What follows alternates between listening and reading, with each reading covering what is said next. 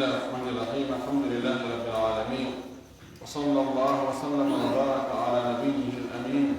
وعلى آله وصحبه ومن تبعهم بإحسان واستنى بسنتهم وسلك طريقهم إلى يوم الدين. اللهم لا علم لنا إلا ما علمتنا إنك أنت العليم الحكيم. اللهم علمنا ما ينفعنا وانفعنا بما علمتنا وزدنا علما. اللهم اجعل علمنا حجة لنا لا حجة علينا. رب اشرح لي صدري ويسر لي أمري واحلل عقدة من لساني يفقه قولي. قال المؤلف رحمه الله: باب حق الجار والوصية به. قال الله تعالى: واعبدوا الله ولا تشركوا به شيئا وبالوالدين إحسانا وبذي القربى واليتامى والمساكين والجار ذي القربى والجار الجنب والصاحب بالجنب وابن السبيل وما ملكت أيمانكم. يكي الله سبحانه وتعالى تدل المولى قول سيد الحمد يتي لإتوري وجود إلى أمين محمد صلى الله عليه وسلم روم ونور إمين سبو يوم يوجود صحابة بفو وجود إهورة كان جوك ندي لك بجوك نوكا على تبارك جل جوك لك اللهم آمين. قدم قدو وعلي في لون الله يروي يروي نام وفي قدو كان وقتي دم بقى جبان تكي جيل يبان ومن قدو باب حق الجار والوصية به. دمبغال في حق كوتال وصية في مكة وصية قول كمؤي في كوتال ما وصية قول مؤي قول في كوتال فلوني دمبغال كما يوتا وفي حق كوتال ngal welɗina e neɗɗo yo moƴƴo e kawtal makko hoddiɓe makko ɓe. Allahu subhanahu wa ta'ala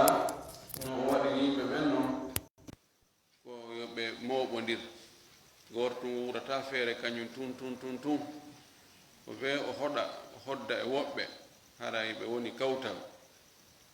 joni noon si tawi ɓattodiraɓe ɓen ka kawta ka hoɗugol ɓeɗo moƴƴodiraka haray gurdan buy ka wela e noɗan welata. ɗo noɗɗi o aya ɗo mo addi ɗo ɓe innama ko ayatul huquqi, aya haqqeji. mo linti ɗo ko yata haqqeji 10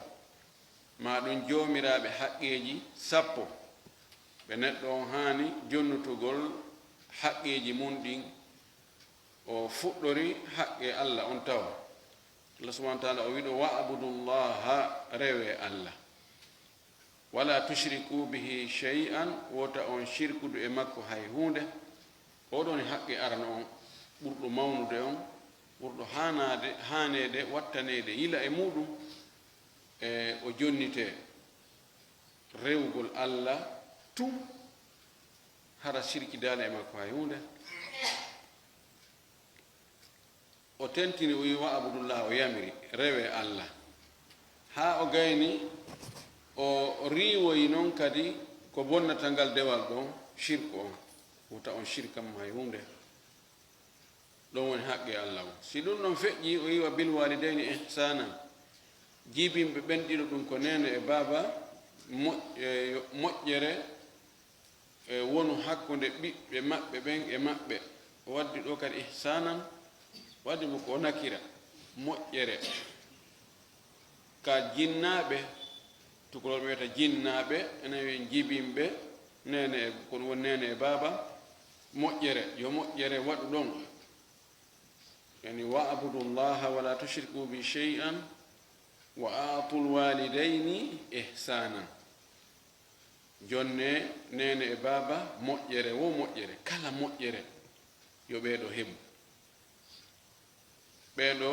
ɗiɗo kadi ko ɓuri handude e moƴƴere nden si woni beru pette haray ko nene on. sabu hadis arɗo ka sahih muslim gorko go ari tenlaɗo o wi nelaɗo man ahaqu bi husni sahabati ko hombo ɓuri handude e wondigal am moƴƴal ngal o wi ummuka yummama o wi summa man o wi ummuka si feƴƴi yummama yummama si feƴƴi yummama yummama si feƴƴi yummama bemma no jeeya e bakkatuji jani molanaɗi ɗin ƴaggal ngol nene e baaba tawa si ɓe wowli on tigi jaɓata ɗoftatako ɓe si ɓe yamiri watta si ɓe haɗi accata teddintaɓe okkortaɓe yankinantako ɓe woni haqqe ɗimmo on ni tammo on wabi dil qurba e jomiraɓe ɓattodiral ɗum ko enɗanji on tigi ɗin ɓorde e nena goto baba gotoɓe ha e baba gotoɓe ha e ɓiɓɓe ɓen ɗon ɓen ha e bappiraɓe nena goto baba ha e baba gotoɓe baba on tigi tun ha yumma gotoɓe ɓen on tigi tun ha e kawuraɓe e ɓiɓɓe ɓen ɗon ɓen wano non ɓeɗo kadi on tigi moƴƴo e maɓɓe wal yatama e alyatimaɓe ɓen haqqe e nayaɓo on ni alyatimajo komo mawɓe ben muɗum maayi tawa helli faaka wal masakin e miskinɓe ɓen kadi miskino komo alana hoore muɗum nguure mum on fo wal jari dil qurba e kawtal hara kadi ko enɗan kawtal on tigi tawa kadi ko ɓe siɓɓe allah waɗi ɓe ɓattodirɓe ka enɗan waɗi ɓe ɓattodirɓe ka hoɗugol wal jaril junubi e kawtal kono tawa ɓe ɓattodiraka enɗan koɓe kawtal noon kono naaɓe leñol gotol wonaɓe suudu woturu on no kadi on tigi moƴƴo e muɗum kawtal ma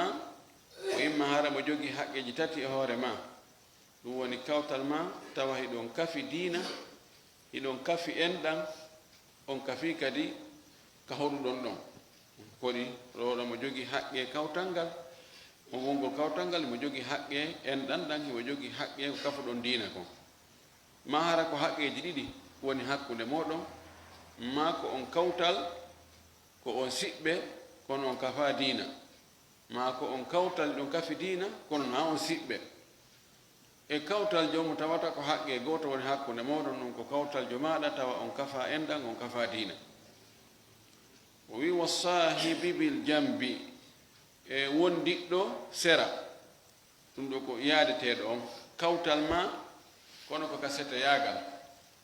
ma kawtal ma ka sete yaagal yani wona o genɗan hay hunde kono on fotti e avion goto ɗo yahude ma on ƴawi oto goto ma e bateau goto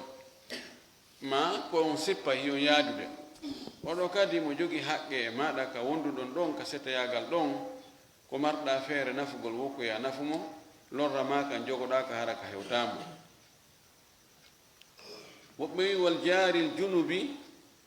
ɓe wi ɗo e kawtal wonɗo sera komo kawtirɗa ka golle ko imma ka yeeyoto noon ko onon woni kawtal ɗon ko butikaji mon ɗin ɓattodiri ma ko taaɓe mon ɗen ɓattodiri ma ko atelier ji mon ɗin ɓattodiri ma on soppudu ka ngesa ma nayi mon ɗin ko nokku gotum e rumirɗon han mimi ka golle ɗona ka suudu kono ka golle ɗon ko on ko nokku gotum on ñalliday ɗum ɗo fof ɓeɗon no jogii haqqeji wabni sabili e ɓiɗɗo laawol on oɗo kadi koye moƴƴe muɗum saban ko addi aya on ɗo ko ɗo wal jari dil qurba wal jari junubi wa sahibil jambi ko ɗon ɗon woni e dambugal men ngal ɗo ko hato jini aya on kono ɗiɗo haqqeji fof ko hana ɗi jonnitede ɓiɗɗo laawol ko setejo imma o ari haa ɗo mo faala feƴƴugol kono jooɓalannirimo ɗo o wallitegol ɗon o feƴƴa ma ko haa ɗo o ari kono heɓaali no jooɗora moƴƴi wallugol mo o installe o ma himo ari haa ɗo kono o yiltoto o hootay kono o mara ko hootira wallugol mo ko hootira wama malakati aymanukum e ɓen ɓe jeyirɗon ka junngo moɗon ñaama ɗum ɗon woni ko jiyaaɓe on tigi ɓen woni ko gollooɓe on tigi ɓen woni ko kala mo tawata dépense mum on ko e maaɗa rewata oɗo ɓeɗo fof ko ya jonotuɓe haqqeji ɗin ɗum ɗo oɗo aya ɓenata ko ayatul huquqi ko aya jantiɗo fi haqqeji ɗin. amma ka makuji nelaɗo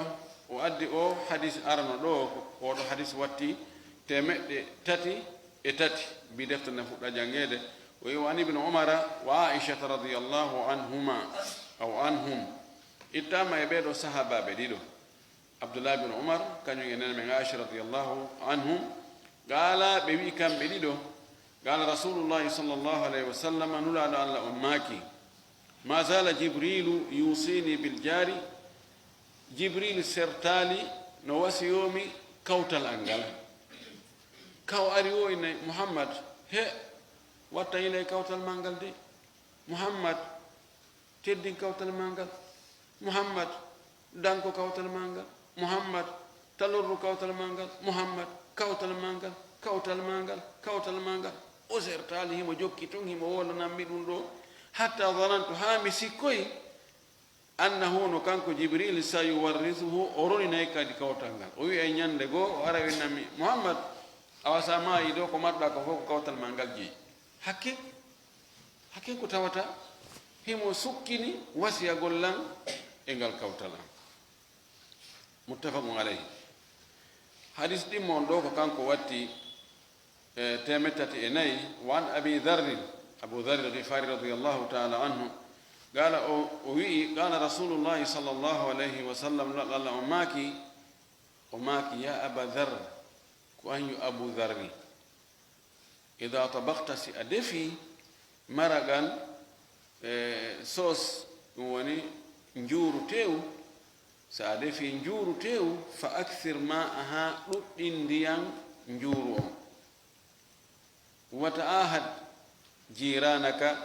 ƴewtoɗa kawte maɗen ta ahada ko dartoygol darta kawte maɗen okkoraɓe to defu ɓeru petti si a mari ɗuɗɗin ndiyan ɗan kawtene ma nga yahay warna ɓeeɗa seeɗa ɓeeɗa seeɗa ɓeeɗa seeɗa rawahu muslim wa fi riwayatin lahu ari e fillaye makko kanko imam muslim an abi dharri fayin ko itti ko abu dharri qala nelaɗo maaki inna khalili aw qala kanko abu dharri o wi inna khalili tabiti wonde giɗo an on sallllahu alih wa sallam ko nelaɗo no yiɗno abu dharri moƴƴino ɗum waɗi sahabaɓe o hertinino giggol fi kala wonaɓe en ɗan kanko e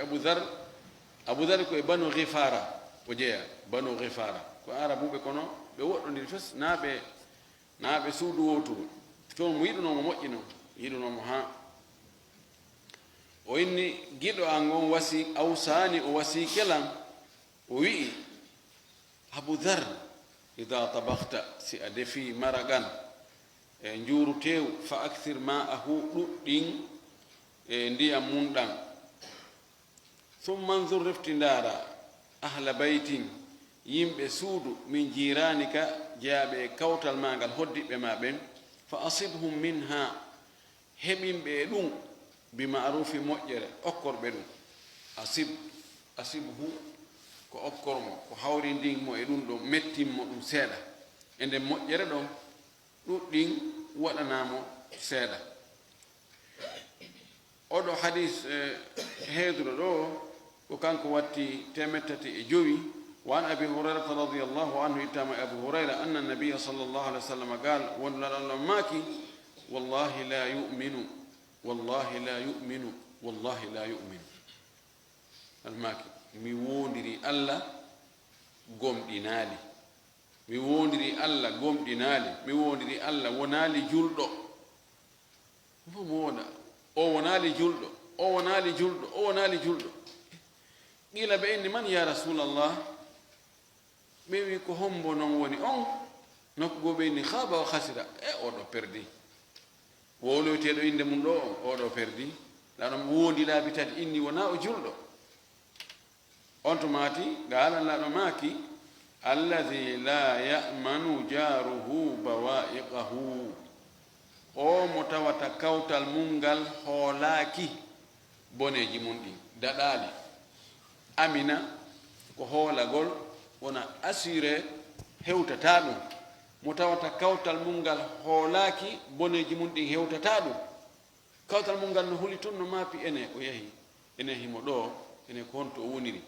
he a wattanayla de o pijini tan accude yaasi yandi o sokane e baafal ngal imo ɗo o arti ɗo kadi yo mo tawata kawtal mum ngal hoolaaki daɗaali bone muɗum laanumaki oɗo gomɗinaali oɗo na julɗo mana na julɗo ɗaɓɓaɗo on fi kala o kontaka heferɓe kono o wonaali kadi julɓe tigi tigi ɓen ɗaɓɓaɓe ɓen sin laaɗo wondi hunde o filliti kadi laabi tati ɗen andi hay enen si goɗɗo innimo ha tawa ɗo hunde kaari dey kadi ha tawa ɗo hunde kaari nani ha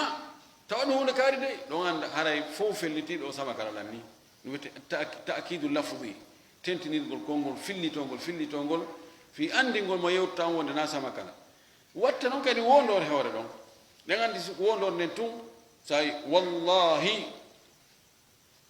mi watta hunde kaari hara fillita konngol ngol kono ɓay tun a wondi hara yiɓe andi sama kala yalti yani ko tentingol ɗo o tentiniri fillitagol konngol ngol o tentiniri kadi wondore nden to haray ko hunde hulɓinide muttafaqun alayhi o hadis no fotta sellugol muɗum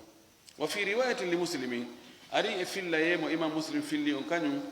mo fillori toon oɗo noone o wi la yadkhulul jannata naatata aljanna man la yamanu on mo tawata hoolata ko jaaruhu kawtal mum ngal bawa e gaho boneji mum tanaji mum albala'uji mum kawtal makko ngal daɗaali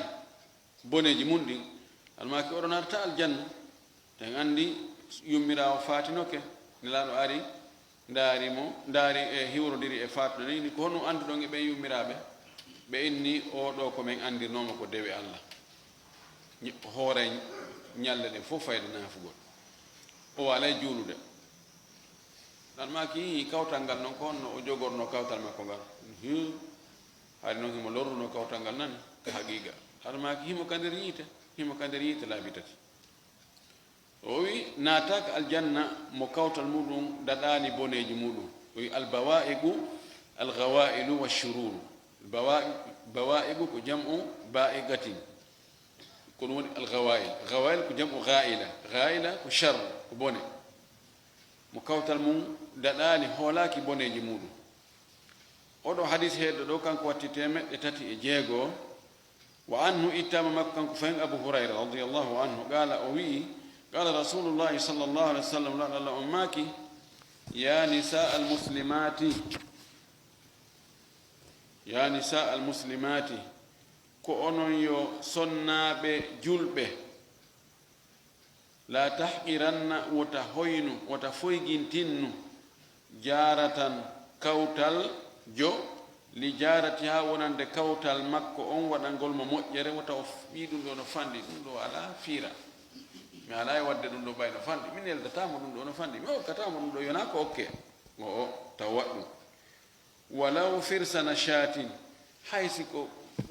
holsere haysi ko tew holsere dammol e mana haysi ko kuccum tew ko kum fanɗi o haysi ko tew kolcu holsere dammol ɗe gandi faya tekka hitta ha kono ɗanumaki hey kono yo sonnaɓe julɓe waɗane kawtal moɗon mana waɗane kawtal mon ngol moƴƴere haysi tawi ɗuuɗa o tawn tigi hoynu o foygintinna o inna ɓay ɗum ɗo no fanɗi mi ala e wadde haysi ko holsere dammol kon haysi ko ɗum ɗo waɗe okkitire ella ala ko nafoore ko moƴƴere on ti heɓata baraji allah subahana wa taala o salata ko yoɓugol moƴƴere waɗande fihinde fanɗi ɗum ɗo allah ɗum ɗo ɗuɗami ala yoɓude o kala ko waɗira fi makko tawno laaɓi pos ko fanɗi o ko fanɗi tawa joddino wode muɗum muttafaqu alayhi o hadise no fotta e sellugol muɗum en tori allah subahana taala allah waɗa en jonnitoɓe jon haqqeji ɗin fof haqqeji mum teltini haqqe kawtal ngal en tori allah subahana taala allah waɗa en moƴƴotoɓe e mofte ɗen fof moƴƴotoɓe e kawtal ngal wa akhiru dawana alhamdulillahi rabbil alamin